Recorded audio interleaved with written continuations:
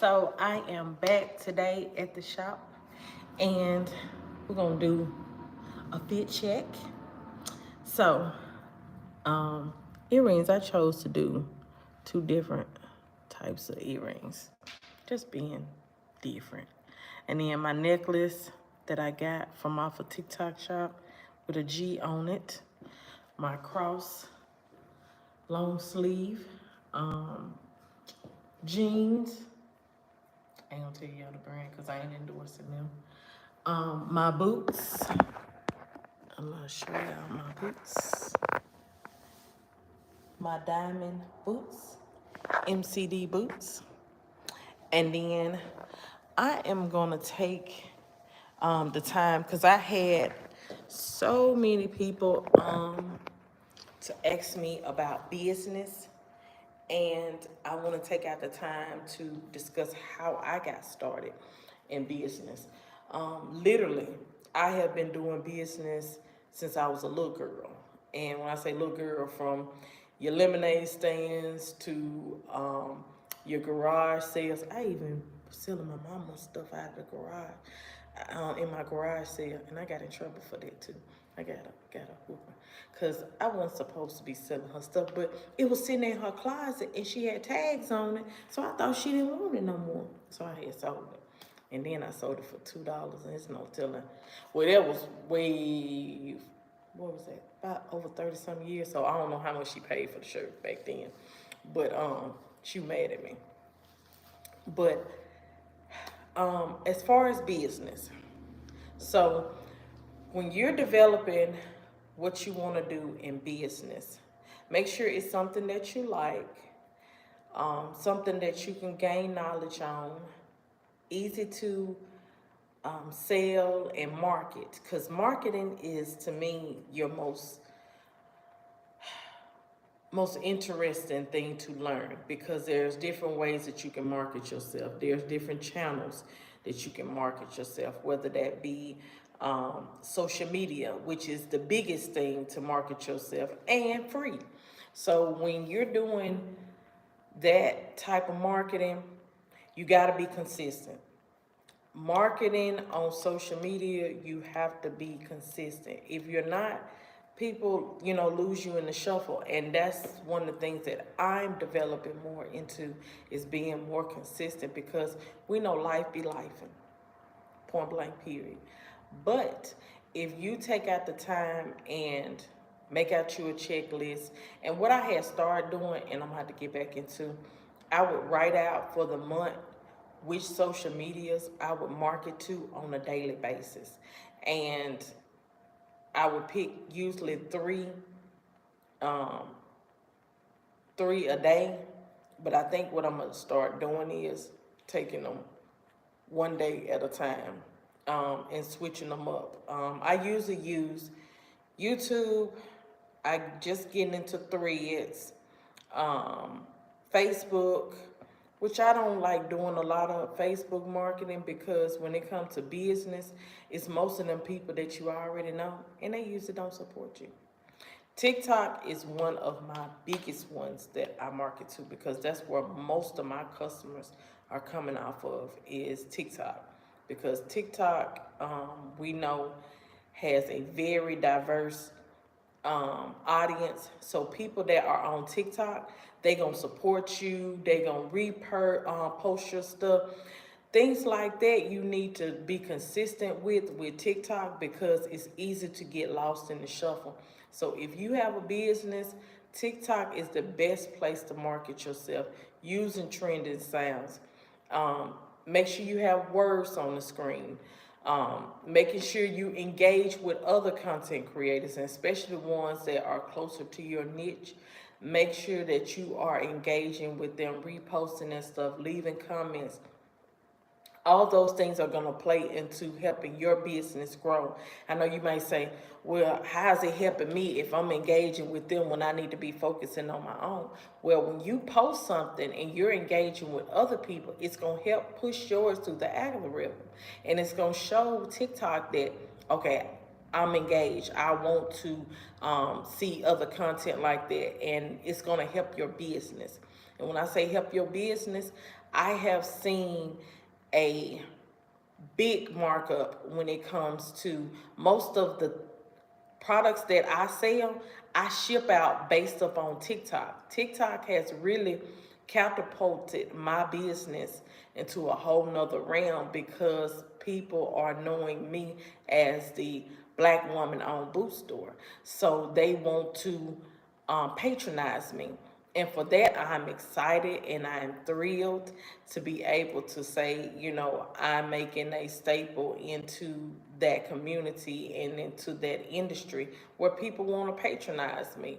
And they see that the products are good and the way I market myself and them seeing other people come and patronize me. So when they see, that's another thing in business, make sure people see the people that are patronizing your business. Let them be able to know that there are people out here coming to support you. I usually, now I have a banner that I have sitting here that people can come and take a picture with. And I'm gonna show you guys the banner that I have in my store. But this is my banner that I have. So when people come here, they can take a picture in front of my banner. And that's the type of marketing tools that you need to keep your name afloat and get people to be, you want to be a household name. And that's what I am constantly trying to put out there for my business. I want people to know MCD Boots. That's the black woman owned boot store here in Mississippi. And so with that, I want to be able to give customers something to look forward to and something they can be proud of to say they patronize my business. So when you doing marketing things, take out that time to find things that's going to set you apart from other people. Make sure that people have your name with good quality, good customer service, because I can't stress that enough. Having good customer service alone is like top tier because we know everybody has had a bad experience with customer service.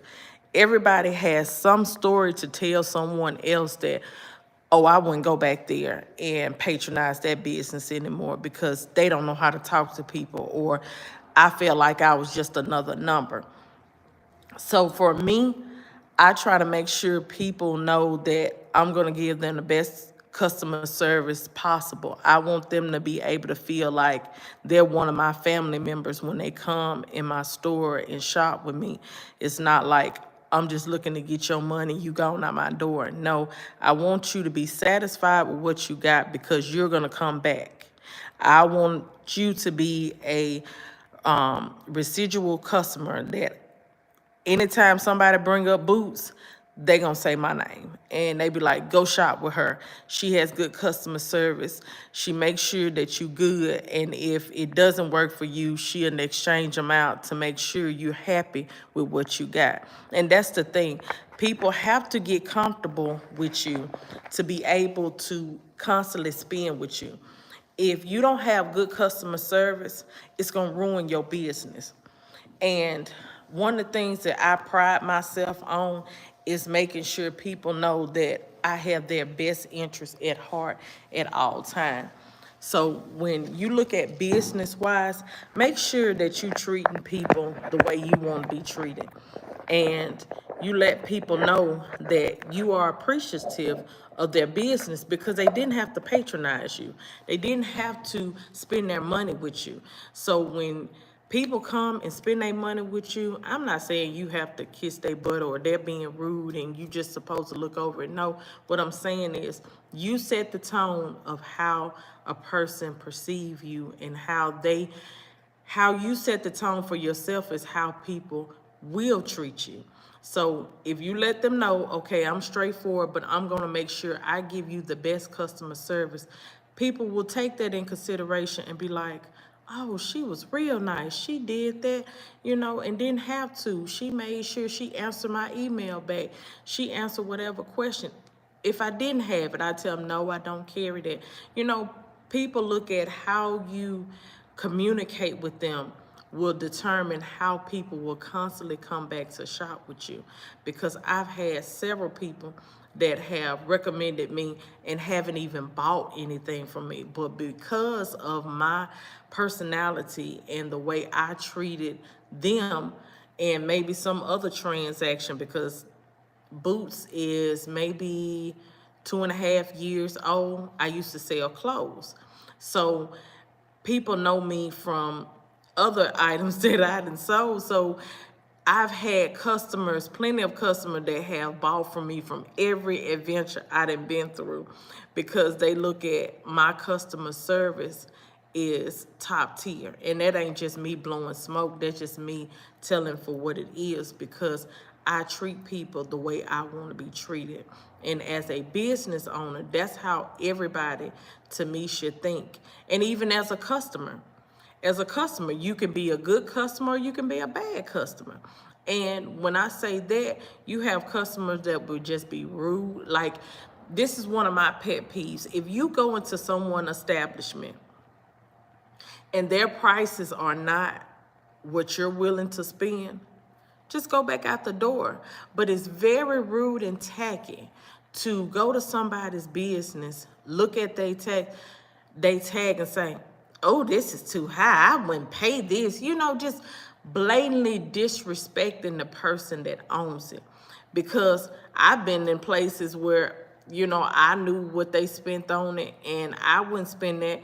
I didn't bash them. Guess what I did? Okay, that's nice. And if I didn't find something I didn't want, I left back out. But you being negative for no reason, that's just, to me, tacky. Like, I couldn't disrespect someone's business, because I got to think about, I'm a business owner, and I know how that feel if somebody did me like that. So why do someone else like that? So there's a two-way street with that. Whether you own a business or whether you're a customer, be mindful and tactful how you say things and how you conduct yourself, because that gives off an air like I don't want to say I'm mean, but I'm gonna just say you being mean, because I ain't gonna say what I want to say. But it's just real disrespectful to basically be negative with someone about their business, whether you're a customer or whether you're the business owner. And one of my things I tell my students as a coach of business, be mindful of what you say on social media, because going back and forth with a customer can really hurt your business. And I can't stress that enough. Being a businesswoman, I have never argued with a customer online, because whether you are right or you wrong, it's still damaging to your business. Because think about this, if I'm arguing back and forth with you, everybody's seeing it. So guess what they gonna think? Oh, she'll do me like that if I say something is wrong and she's in the wrong. Them people not gonna shop with you no more. They gonna look at you like a liability. And I say liability because you're gonna not only make yourself look bad, but you're gonna make them look bad, because you're gonna have some people that's gonna take that person's side, and you're gonna have some people that take your side. So as a customer and a business owner, you never argue with someone on social media. That is a drop dead. You don't want to be in business. And even as a customer, if you're arguing with someone online, like I've seen several times where people will take the screenshots of what they have said to another business owner and put it on their Facebook page. That's not making you look good. That's making other people think that you're messy right along with that person. Now, I understand you might want to warn other people about it, but it's a way you do it. If you just basically disclose, this person did me wrong, and I am upset with their customer service, I tried to work with them, that's another thing. Let me pause for that. Go through the proper channels of when you have a dispute with a business owner. Reach out to them. If you can't get them through that, inbox them. If you can't get through them through that, find other channels. But me personally, If I get something from somebody and I'm not satisfied with it, or it just end up being a bad transaction, I'm not gonna say nothing to that person. I'm not gonna patronize you anymore, because it takes two to argue. And I'm not finna go back and forth with you. You know you did me wrong. You know you gave me something that wasn't good quality. So I'm just not gonna patronize. That's like even going to a food restaurant. If they food is bad, you have a choice of going to put a bad review and this and that, or tell your grievances on that. But for me, I don't have the energy for that. I'm just not gonna patronize you anymore. I'm not finna recommend you to anybody, because we know word of mouth carries further than anything else. And why block my blessings trying to tear you down when you gonna mess your own self up? And that's even like when you think about Keith Lee, when he just did the thing about that restaurant and it had the little moving sushi in it and stuff. And he didn't bash that place, but he just went on and told that, don't try to pin it on me. And I've eaten raw fish before and it never did move, and other people seen it. And you're trying to cover up that you basically gave me something that wasn't right, but you try to pin it on me to make it seem like I wasn't seeing what I seen, or people didn't see what they seen in that video. So accountability is very big for me. When it comes to business, hold yourself accountable when you do something wrong. Thank you. Yes, hold yourself accountable. If you hold yourself accountable, people cannot make assumptions about you. If someone come to me and say, prime example, I'm gonna give you an example. A lady bought some boots from me, and one of the sizes was different. And I didn't immediately go in to say, oh, I know you wrong. I checked them and this and that. I said, okay, send it back to me and we'll work out on getting you another pair. Now, one of my policies is, you have a 7-day window to exchange your boot, unworn, still in good tag, because at the end of the day, I'm still a business. I have to resell. Well, she had wore it for over a month. Now, I could have said, no, cut dry. The policy is this and that and that. So I told her, I said, well, send it back. Anything that's a mistake on me, I'm gonna take accountability. Whether that means me losing money or not, I'm gonna take accountability. So when she sent the boots back and I looked in them, they were 2 different sizes. But the lettering on it had the same size. But when you look at the way boots are, it could be like a 26 or 27. Well, one was like a 24 and one was a 25. So I just went on and gave her another boot. And I just gave my sister the boot, and she works out in gardens and all that stuff. So she was like, I'll make it work. So in some sense, take accountability. If it's something on my part, regardless of my policy and all that, I'm gonna make it right. Because guess what? That lady turned around that next week and bought some more boots for me. People will patronize you long as they know that you have integrity. When you have integrity and accountability, you don't have to worry about whether you're going to have customers, because your customer service and your moral beliefs will out-trump any other thing out here. Whether it's another competitor, people will come back to who they feel give them the best quality at the best price. And most people go back for them because of customer service. You can have somebody have the same item and they charge less, and then you'll have that same customer come back and say, no, I want to buy from you. I don't care nothing about their prices. I'm patronizing you. Because think about this, in business, hey, how you doing, honey? When it comes to business, people patronize you based upon you. Remember that. People are buying you versus the products. Because one thing I know, thank you. One thing I know, most people that buy from me, they buy from me and not more so the products. Yeah, the products are good, but people are buying because of my personality and what I put out there. And that's what I do with any customer, whether you buying small, or you could be buying a belt buckle. I'm gonna treat you the same way the person that's buying the $600 boots, because at the end of the day, you didn't have to spend your money with me. And I appreciate that.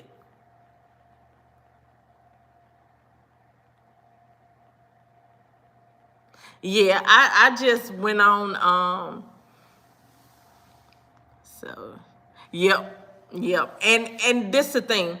I know I could have stuck with the policy and said, no, you've already worn them. There's nothing, I can do with it. But I look at it like this. It'll hurt me more to look at pride versus what type of customer I'm gonna build in the long run. So for that, I took that L and gave it to my sister because I know God gonna bless me with more. So yeah, I can't wait for you to order them too. And anybody that orders stuff from me, I always ask them to send me pictures because I like advertising my people that buy my boots, because it's I guess a heartwarming thing for me that you guys purchase from me because you don't have to. And you could totally say, I can go to somewhere else and get them for cheaper. But I look at it like this. Cheap ain't always good. And we all know that because you get what you pay for. And I never, try to tear my customers' mouth out with prices of boots, but we know the economy has gone up, so prices gone up for me as well. So I try to keep them at a reasonable price, but at the same time, people know, I'm gonna give them good stuff. And I'm gonna make sure they know that I appreciate them, because I tell them all the time when I'm going on these lives, I thank y'all, I appreciate you, because you didn't have to shop with me. And God has blessed me in a tremendous way, where I went from a corner spot in my father-in-law's shop to having a 2,000 square foot building. Even though I'm about to get ready and have to move out of here, not due to me, but the person that owned it want to do something else. But I've made my peace with that situation. I look at it like this. God moves you, and when he see you're not moving when he wants you to move, he will force you to move. So in that sense, I couldn't be mad, because not only did he provide me with somewhere else to go, but it's half of what I'm paying here. So, in that sense, you say, God, I hear you, and I thank you at the same time. Because when you look at life and the different changes you have gone through, yes, God will every time, and I thank you, dear Heavenly Father. I have been through a lot, and for me to still be smiling through the midst of what I've been through. And for my people that are on here now, if y'all haven't looked at my past videos of me going to jail, y'all go watch that. It's more to come, but it just goes to say nobody's exempt. If you look at me, you wouldn't say, no, she went to jail. Like, what she went to jail for? Like, literally trying to protect my uncles. I didn't fight nobody. I didn't steal nothing. I didn't do no harm to nobody, but because of the people that was taken from my uncle wanted to see me go down, and they had crooked judges and lawyers in place to do that, that's what happened to me. And I look at it like this. God had already prepared me and told me that I was going to be a vessel. So when I went through that 2 weeks being in a county farm and not having no control, and not having no control over my life, somebody else having to tell me when to get up and eat, when to lay down, when to take a bath, like, it strips you of so many things mentally. Like, mentally, it will drain you. And I'm trying not to get emotional because I done did enough crying to cry for a lifetime. But when I think about the experience I went through that, and I don't take nothing that God put me in for granted, because I know he has a purpose for it all. And the Bible always say he's going to give you back tenfold of what you done been through. So for that, I'm grateful that I'm out free, because it could have went worse. I'm sorry. I'm trying not to make y'all cry, because it's making me cry just thinking about it. But I have a positive side to think about this. My testimony is going to be victory for God, because the things that I have gone through, I know God has a bigger plan for it. And the only thing that bothers me right now is the fact that I can't see my uncles. Neither can my sisters or my dad. And my dad has pretty much been their father, even though he's the younger brother. They're the two older ones. And I know how that hurts him. It hurts me. So I just constantly pray, God, just give me the strength to keep fighting to get them out of that situation. And if any of y'all have seen the all the stuff going on in Mississippi in Hinds County, if y'all go look it up, Hinds County with the DA and all that, you will know our story is caught up in that stuff too, because it's coming from my dad's sister. This is not like somebody out on the street reported us or any of that. This is my dad's sister that did that to us. And to be honest, I went back in for 2 weeks by myself. Now, the first time that we went in, it was me and two of my sisters. Two of my sisters, my dad, and me went in to the penal farm. And yes, it's so much injustice down here. And the first time we all went in there for a week. So when we went in there that week, it was basically to stop us from pursuing the charges that was based upon my auntie taking my uncle's them inherited land. And when we had to come back in front of the judge on that Monday, she basically called me incompetent. My aunt's lawyer called me incompetent, said, what am I doing searching for records at the courthouse? Now, everybody know it's public records when it comes to land. They said I was being deceitful, trying to snoop around with finding out information for the land and stuff. Like, when I say those people tried to tear me down on that stand to where I didn't even want to talk anymore, because it was just heartbreaking to see how people can tear you down when they're doing wrong. So, yes. So, she told the judge, told my mom them, not only did, my uncle, we couldn't have nothing to do with them, or if we made any contact with them, she was gonna put us back in jail. So we couldn't make no contact, and we haven't had any contact with him since the day that we got put in jail, which was September 25th, 2023. So I haven't seen my uncle, I haven't talked to them. I don't know anything that's going on with them. And mind you, these are the people that was abusing them. One of my aunt's husband has an open case against him for assaulting my uncle and one of my sisters right after the court hearing, and they gave her conservatorship of him. And they have not been to court yet, and it's going on 2 years, December the 5th. So,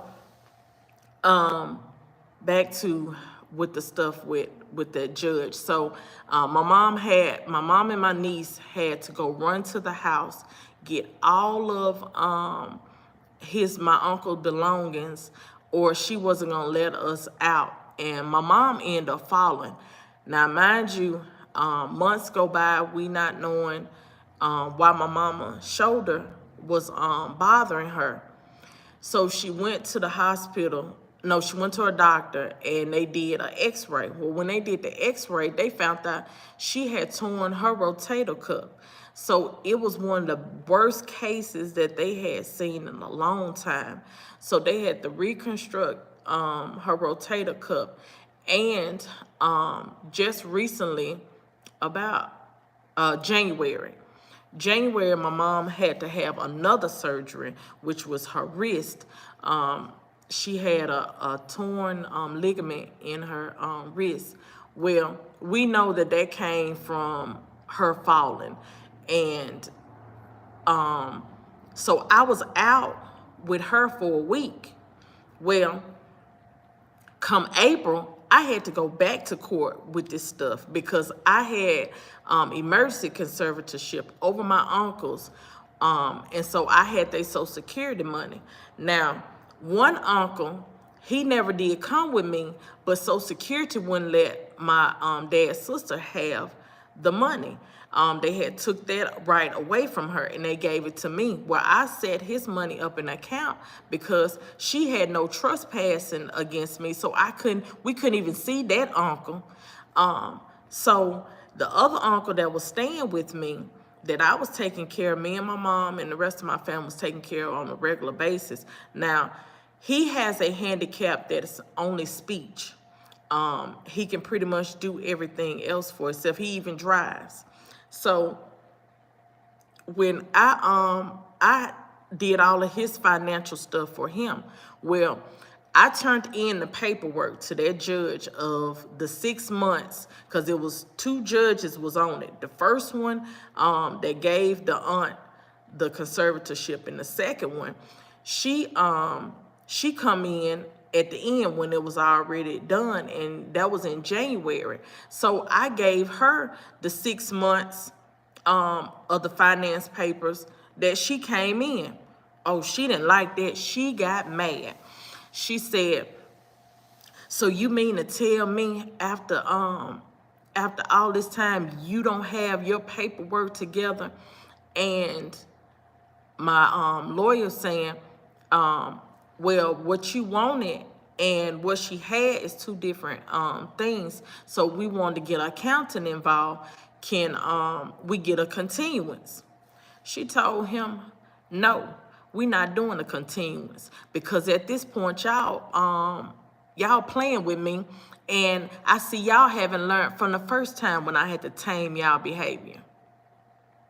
Like, we were some dogs. She had to tame our behavior. Now, mind you, she going back to when she put us in jail for that whole week. So you bragging about you putting us in jail, and you saying that you had to tame us like we were some dogs. Like, it just, yes, it was just mind-boggling that somebody could have this power over your freedom, all because they are manipulative and rotten. And so she said, "No, I'm not giving a continuance. Bailiff, go and take her." So I was back in jail for 2 weeks. And mind you, my lawyer came down there, had from the beginning when I started getting the funds up until I gave the money back to Social Security. So when I did that, he had me to write out everything that each transaction was from, bank statements and everything. So when I did that, he gave it back to her. He came down there. I got put in jail that Monday. By that Wednesday, he was down there giving me all the paperwork. He turned it in that same day. Same day. That lady let that paper sit on her desk for 2 weekends before I got released on that Monday.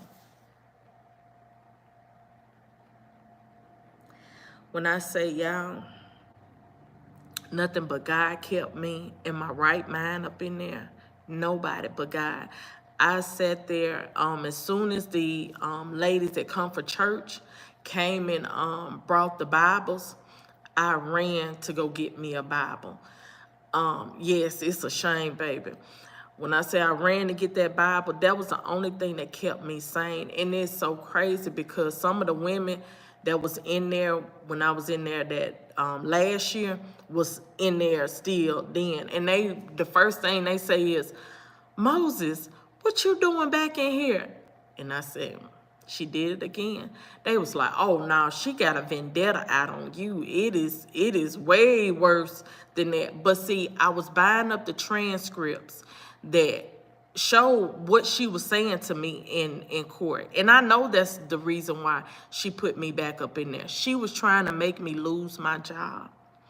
Y'all, if I had stayed in there 2 more days, they would have marked me as AWOL and I would have lost my job. And this is a job that I had been on 5 years and that I have put in almost 300 applications just to get with this company. So for me to lose that job, they'll been like, what did I do all this for? But that's what they was trying to do. Not only make me lose my job, but break me. But when I say I know God had a hedge over my life, I know he got a hedge over my life. Because after I got out, it wasn't a month later that they made the announcement that the DA of Hinds County was being raided. And I know he had a part in it. I know he had a part in it. And it's like, how can people be so ruthless? How can people be so damaging and heartless? Like, they don't know the PTSD that I have to go through on a daily basis. Not to mention, I'm 41 years old and I'm going through menopause. So you put PTSD, menopause all together, that's a horrible thing. When I say horrible, I'm on sleeping medicine, but I haven't been taking them for a while because it makes me so tired and drained that I was like, I can't keep taking this medicine. God, I'm just gonna have to work through it. So I usually try to pray, which I'm supposed to pray every night before I go to sleep, but we all know you don't always be consistent with that. But I'm starting to get back in the mode of reading the Bible more and getting more in tune with what I'm grateful for. And I'm grateful to be out. I'm grateful that I got out April was it April the 8th? No, I went in April the 8th. I got out April the 20th. Lord, I try to block out these memories, y'all, but 2 weeks later, I got out. So I was June. June is when I signed the lease for this place. July the 20th, I did my grand opening.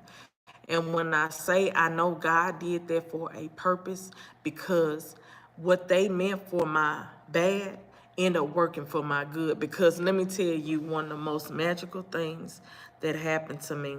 While I was incarcerated, I had NBC News producers reaching out to me via email to do an interview. When I say I know what God would do, I know what God would do. So it was like,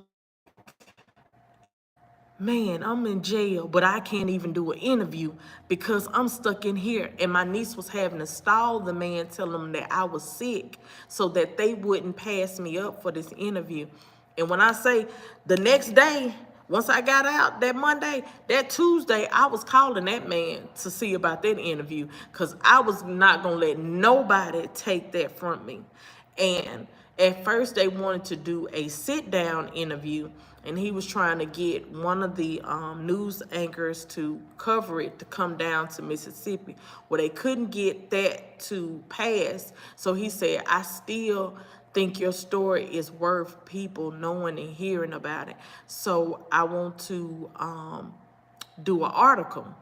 Now, mind you, I had to ball all them feelings that I had of me being incarcerated and put my mind strictly on my business and tell people how I got started, what motivated me, and everything. I had to put my feelings aside and not go into depressed mode about this so that I can be able to market myself in a broader audience. Yes, yes, baby, my story. I want people to know that no matter what the circumstances look like, when you put your faith in God and do the work, there's nothing you can't accomplish. I have been through so much in just a little bit of time that I know that God has something bigger for me. He has something greater, and that I got to keep on going no matter how bad the situation looks or how I feel like I could be in depressed mode because of that. So, and I say this for anybody in business, don't take everything personal. Don't make your customers feel like they owe you something. And I say that because I see a lot of people that have so many negative response when people don't patronize them. Get it out your mind that your family is going to be your supporters. Thank you. Thank you so much. I've learned that early on. Yeah, I have some family that's going to, buy from me every time I sell something. But I don't expect them to not patronize other business just because I sell boots. If you find a better deal, go ahead, do that. But I say this to any business owner. Your family is not your target audience. The people that want to support you will support you no matter what you sell. If I was selling ice, I know I got some diehard fans that's going to buy ice from me. It's some type of things you have to think about and be like, I know where my audience is, and I'm okay with not having everybody patronize me, because you got to think about this too. Not everybody is a good customer. And some people God blocked from being your customer because he knows the heart. Just look at it as, you wasn't my customer. You wasn't my target audience. And I'm going to push harder for the ones that are my target audience.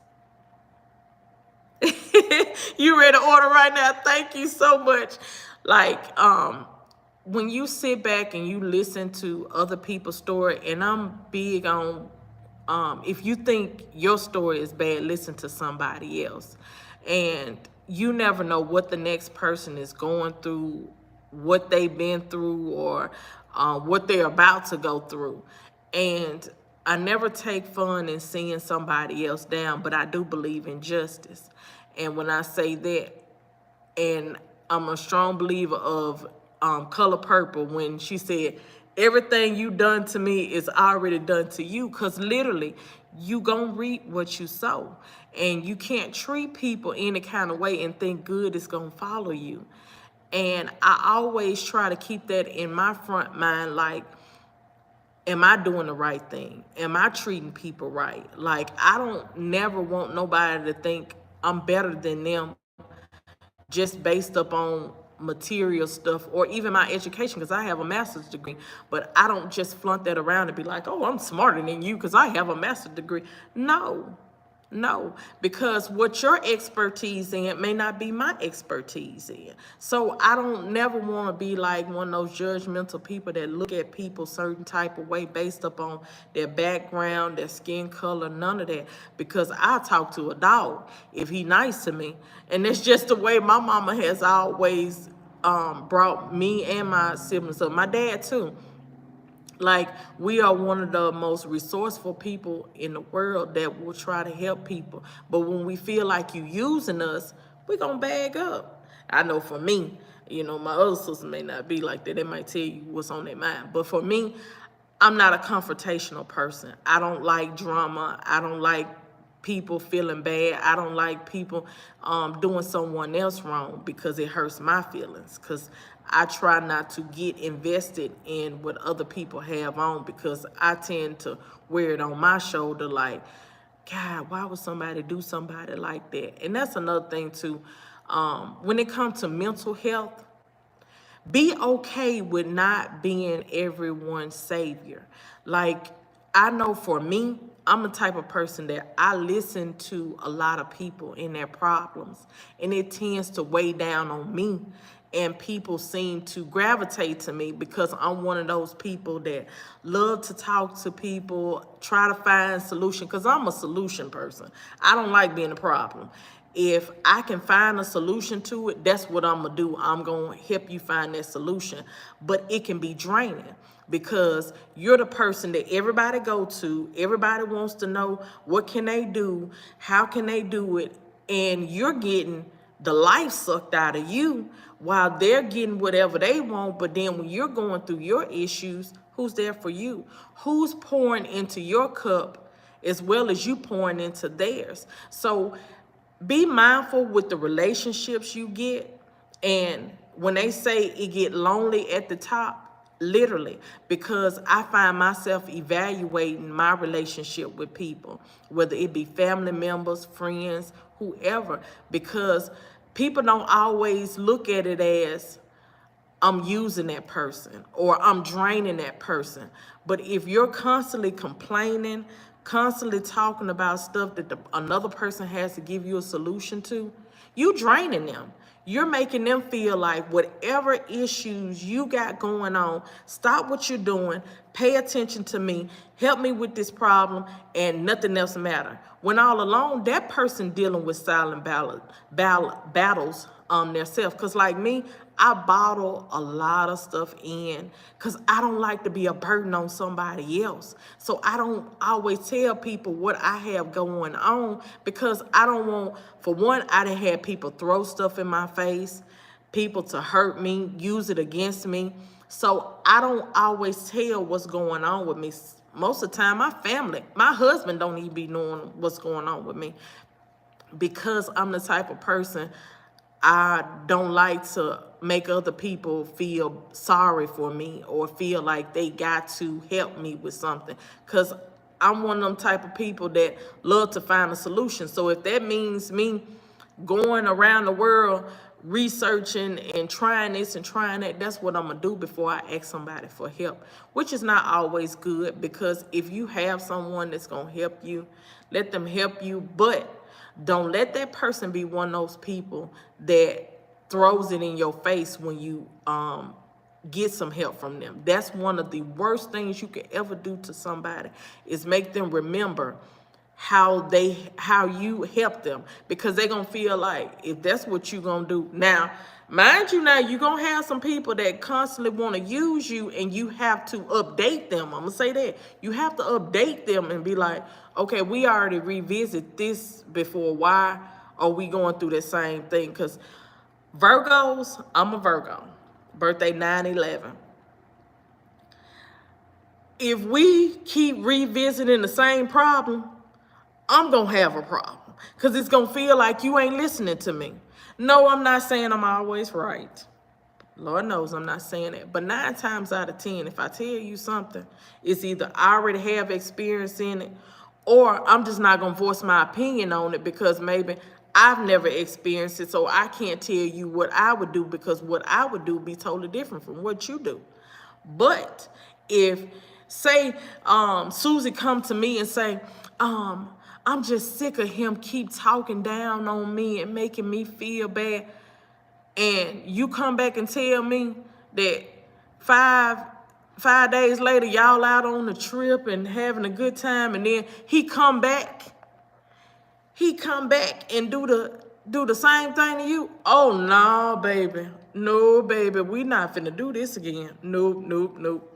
I love you. I have no problem with your spouse or what you got going on. But what we not finna do is keep on running in circles with what you know you have to do. Because that's the thing.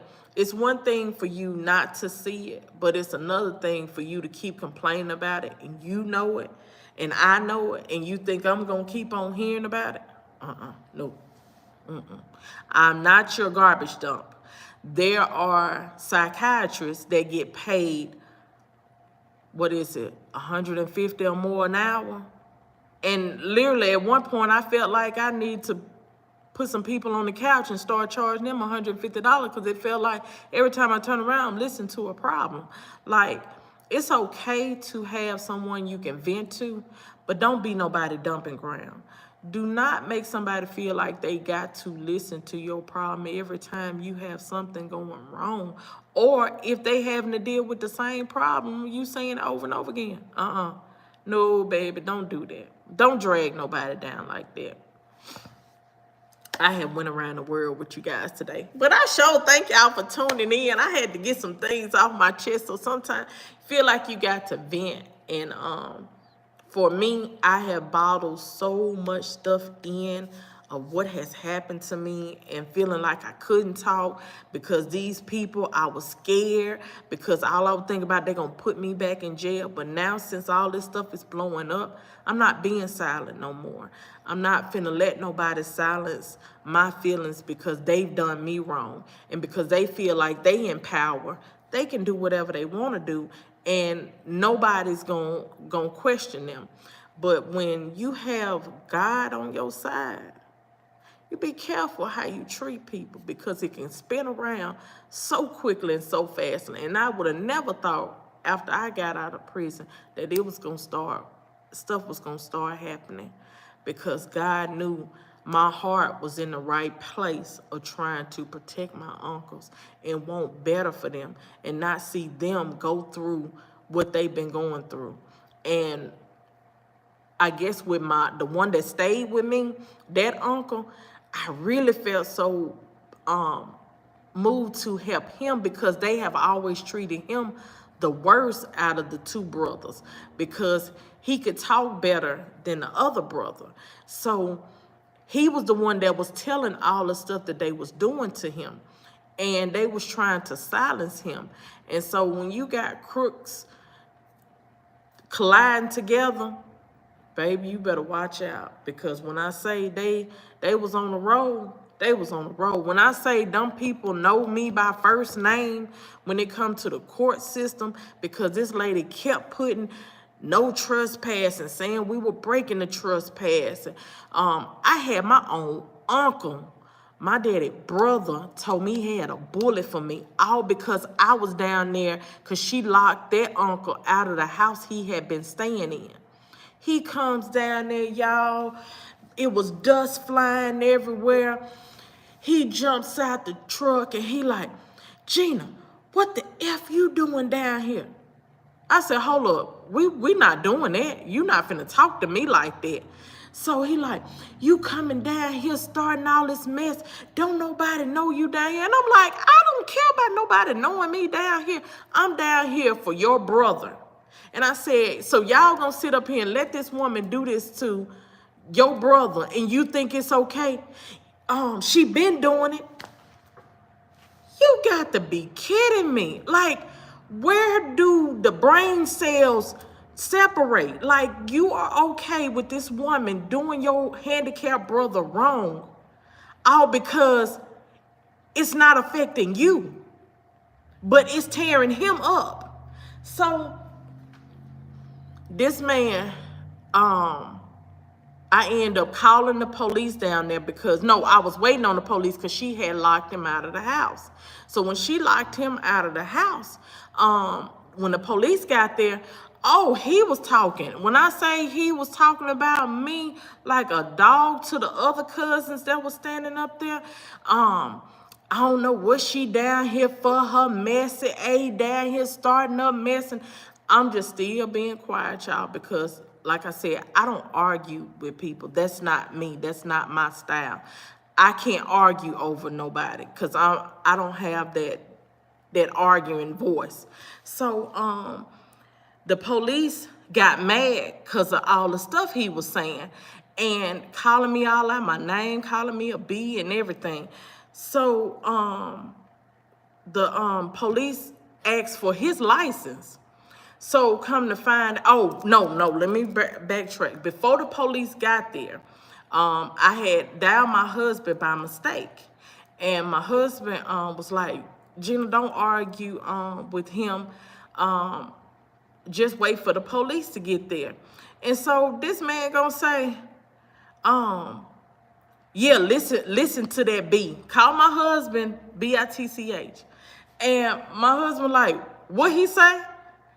He said, you heard me. So my husband like, I bet, have that same energy when I get down there. So I'm like, oh God, I did not want my husband to even get involved in all that stuff, because the last thing I need for him to go to jail. So the uncle gonna say, yeah, F-U-B. I said, so that's how you talk to your niece? He said, you ain't my niece. I said, bet, you right. I ain't nothing to you. From this day forward, treat me like I'm nothing to you. And he said, I won't, because I got a bullet for you. This man told me he had a bullet for me. This man, let me tell you how close me and this man was. He stayed right next door to my mama and daddy. And anytime something went wrong, I used to stay at his house all the time because he has a daughter that's the same age as me. I used to stay over there even through the weekdays because we went to school together, so I could just get up, go over to the house, get dressed, and go to school. But this man sat up there and told me he had a bullet for me. We had never got into it. When I say never, me and this uncle never got into it because he was like a second father to me. So when I say that hurt my feelings so bad for somebody that I look to like a second father, he was the same man that helped my daddy when I had a beauty salon, build my cabinets and all that stuff. So it was like, where is all this coming from? The sister. But to me, he has a secret animosity and jealousy for my daddy. And for him to say, don't nobody know us down here, that let me know y'all been sitting up there talking about other people in the community don't know us down in that little old town. Who cares? I don't care nothing about them people. They ain't nothing to me. They ain't did nothing for me, and I ain't did nothing for them. So why would I care if they know me or not? So when the police got there, like I said, he was talking so much noise about me, was calling me all out my name and stuff, to the police guy, man, told him, look, we not finna do this. You not finna sit up here and talk about her. Matter of fact, he told the other, he said, matter of fact, whatever the officer name is, get his license. Let's see what he got going on with him. So when he looking crazy now, he done got quiet as a church mouse now. He ain't saying nothing no more when they got them license. So when they got them license, they seen he had a old warrant out. And he was trying to explain to them, no, I got the paper right here. They haven't took that out. No, buddy, had that same energy you had just then. Don't get scared now. You was sitting up there calling me all out my name, told me you had a bullet for me and all that stuff. And y'all, I was so discombobulated that I forgot to even tell the police what he said. So I had called when I left from down there because I was just trying to keep my husband from going to jail. So when the police officer did a report saying that my dad's sister had locked my uncle out and me to take it up to the court to file papers. So I end up getting a hold to my husband, and he ended up turning back around and said, it's too many police. I said, don't do it, please. I don't need you to go to jail. He not worth it. So we left, and I filed a police report on him because you're a convicted felon telling me you got a bullet for me. I don't know what's on your mind. You been on drugs before. I don't know what's on your mind, so I'm going to protect me at all costs. So I went and filed charges against him. So we get to court, and the the judge was had us up on the stand. I'm telling what happened to me, and he was one of those judges that don't like to see family in odds and stuff. So in the midst of it, he basically did a no contact when he told him, I really could have gave you 6 months, but I'm trying to work with y'all because y'all family, and I just think y'all just need some time apart. And to be honest, I was like, no, he don't need no contact. He got that much energy for me. Let him go and do his time. And now that I think about it, they put me in jail for some paperwork, and he's sitting up there threatening me. Now, y'all tell me where the dysfunction comes in.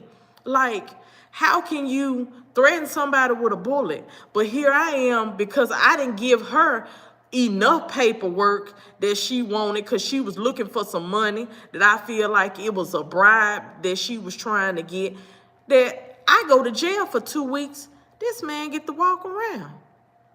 Like, when I say Hinds County is one of the corrupt places, I know it's, other places may be worse, but Hinds County in Mississippi, if you in the who's, that's who gets the best deal. If you on the opposing side, oh, you can get ready. They gonna throw you in jail and they ain't gonna have no remorse about it until they get caught. So, I know it's been a lot, y'all, and I thank y'all for tuning in. It's so much more to this story I can't disclose, because we're going to have to pursue, going after all this stuff, and we still got a open court case with for my sister, so we still got that going on. And that's the only thing that keeps my mind afloat, that somebody is going to have to walk that we walk, which I don't, want that up on anybody, but some people need that because of the things that they chose to do. They need that, because the things that I experienced in there, y'all, I seen domestic violence with women. You had an 18-year-old and a 30, I think she was 35 or 37 years old, jumping on this little girl. Like, the stuff you see up in these county jails is nothing.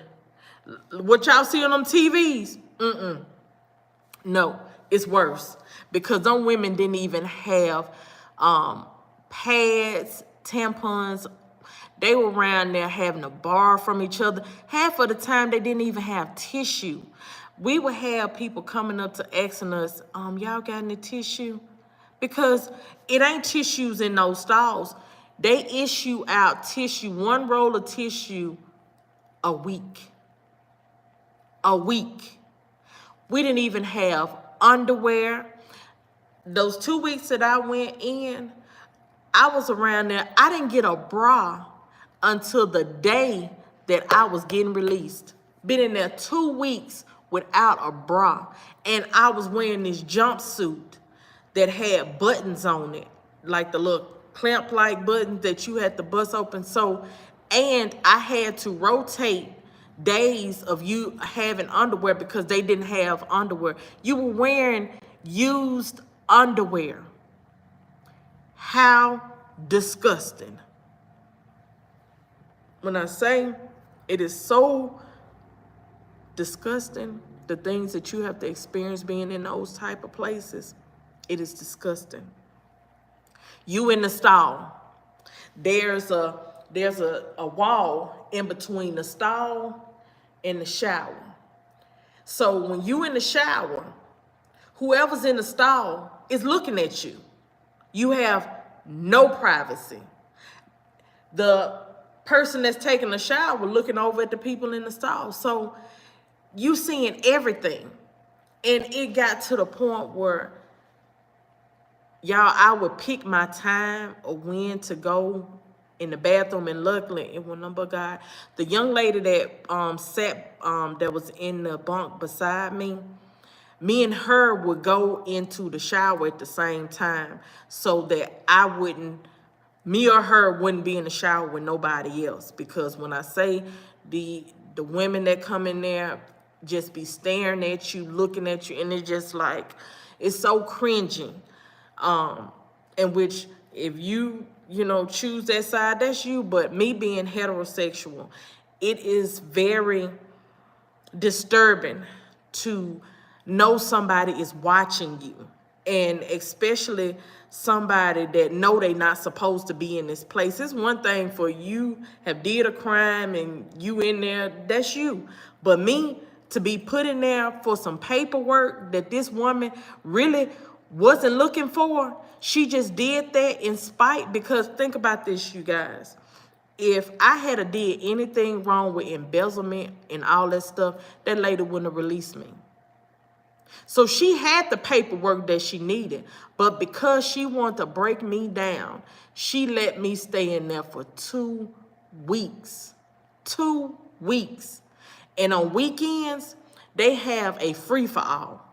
Free-for-all means they up at 2, 3, 4, 5 o'clock in the morning. They had popcorn in the shower. When I say they were doing God knows what, when I say they was getting it in, they was getting it in. I have horror stories where I'm in the shower, not in the shower, I was in the stall, and then there's another stall that's not closed off. It's just like a big toilet, and a lady was going down on another lady while I'm in using the bathroom. Y'all, I almost peed on myself because I was trying to hurry up and get out of that bathroom. It was just like, I went to my bunk, I started praying. I said, God, please, dear Heavenly Father, if I've done anybody wrong, if I've done anything I'm not supposed to do, Father God, forgive me. But Lord, I cannot stand here. I am about to lose. Because that day that I got released, God knew I was starting to break. Y'all, I didn't want to get up. People was asking me to come play Uno and all that. And I was like, I'm just don't want to do it. And the other ladies that was on the other side of me, they was like, no, you getting depressed. You're going to have to get up. You're going to have to move around. It's going to take a toll on you. And I got up. I wrote in my Bible. I said, God, I will be released today. All weapons formed against me shall not prosper. I will be released.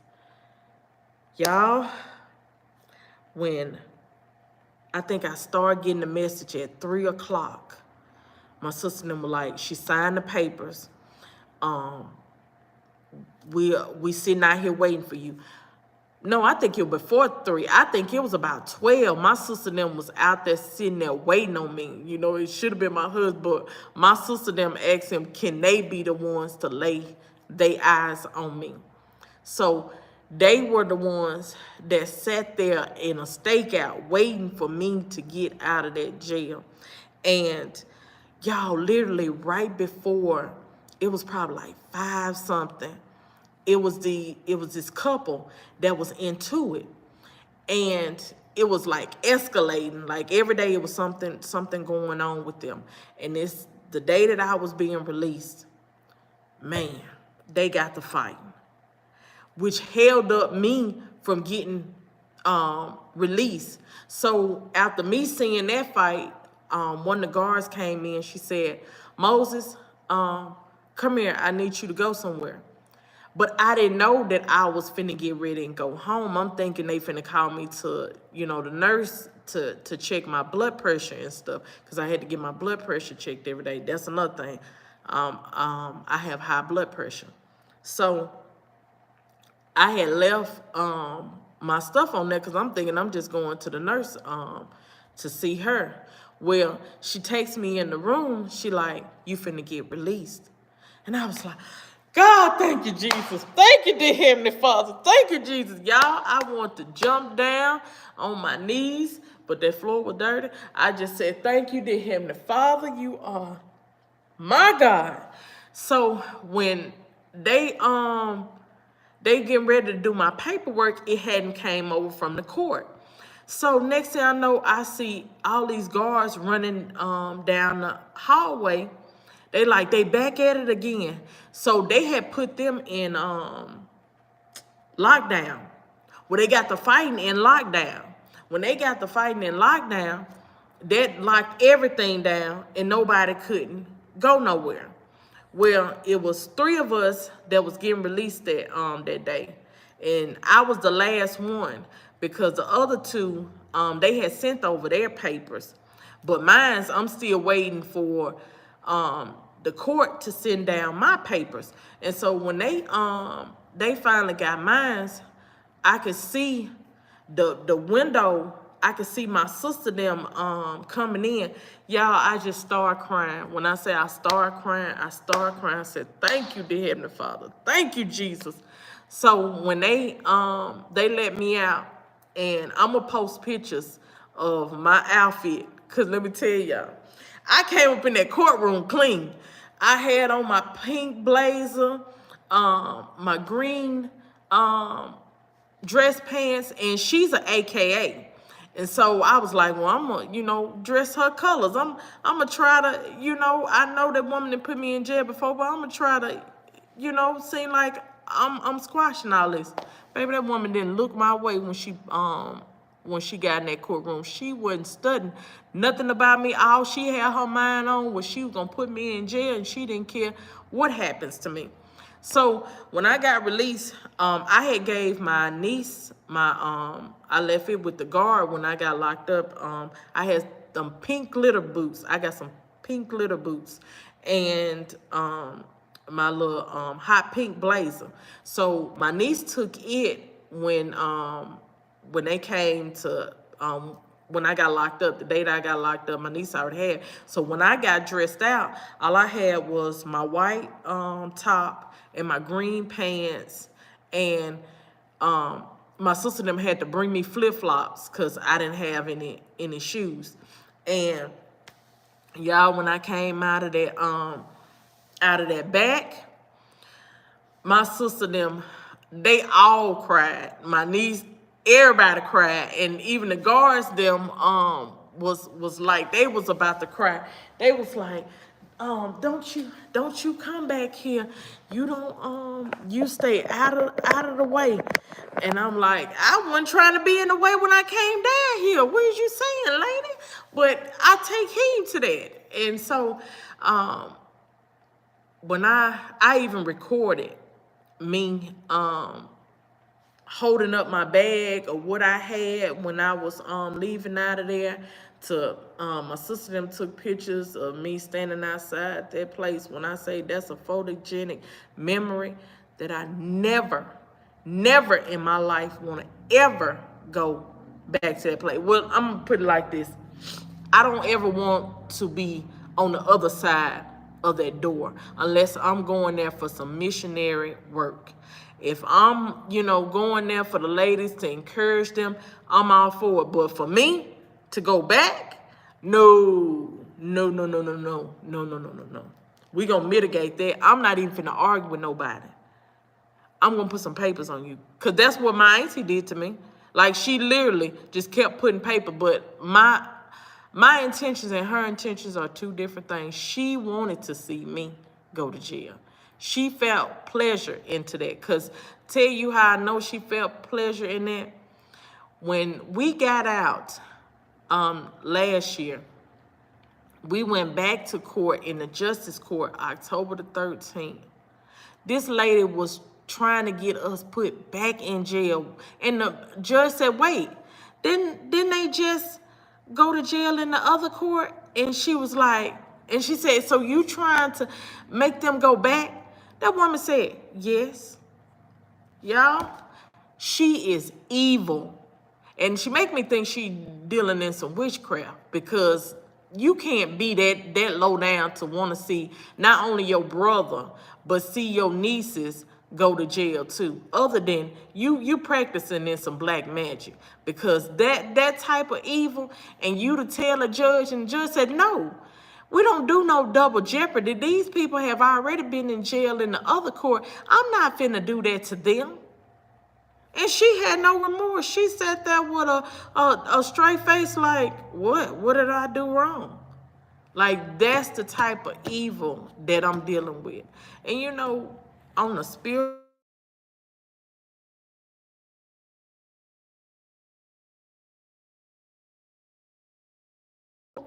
gonna do stuff like that because they're led by the devil. Like, this lady is evil for no reason. And for her and my daddy to come from the same mama and daddy and to do something like that, you sick. she is really sick in the head. And I have to pray for her to keep my soul from going in the same place her soul going in. Because I'm not like that. Like, I couldn't find pleasure in doing somebody like that. Like, it just behooves me. And her sister is no better. Like, her sister was getting on the stand lying through her teeth. And the judge knew she was lying because her story didn't match the other lady's story. Like, how you not see this? But it goes back to what I said. When you got corruption, it don't matter how right you are. When you got corrupt people in office, it don't matter. They're going to do what they want to do to you. And if there's no one to stop them, you're doomed. But I know my God watched over me all them nights, because y'all, the things you see in those jails and the conditions, let me tell you, food, y'all, our dinner was peanut butter sandwich. What was it, cheese? No, that wasn't cheese. I think it was peanut butter cheese sandwich and either some stale chips and or some cookies. That was our dinner. At 5 o'clock, they came around. No, it wasn't cheese. It was cheese on bologna, but that wasn't bologna. I don't know what that was. But I know who wasn't finna taste it, because it looks like some potted meat smashed down and with some cheese on top of it. And people be like, you gonna eat that? No, here you go, baby. Most of the time, I was giving away my food. And the first time I went, me and my sister, my oldest sister, would eat peanut butter sandwich to stop us up so that we wouldn't have to use the bathroom. So I don't advise nobody to go to jail. But if you have to be put in that situation, peanut butter stops your bowel movement. Like, literally. And we had to go in, like, when me and my sisters was in there, we stuck together. People thought we were, first they was trying to say we was an informant because people like us don't come in there, and why, if they wasn't fighting, like, why the three of them sisters are in there. So, but after they found out, that we weren't no informants, we was wrongly put up in there, people start coming over to us to pray for them. And one of the women thought we were Jehovah's Witness. And I'm like, no, lady, ain't no Jehovah's Witness. We Baptists. But we were impacting other women by our unity. Like, one didn't move without the other. If one had to use the bathroom, the other one was going to go. We didn't go nowhere by ourselves. We didn't go, and this the thing, y'all. We were sleeping on the floor, bare floor with mats. We wasn't in no bed. We were on some broke down mats, these long mats that had a few like cushion up in there, because one of my sisters, hers, oh y'all, I gotta get off. Here go a customer. I'm gonna come back with the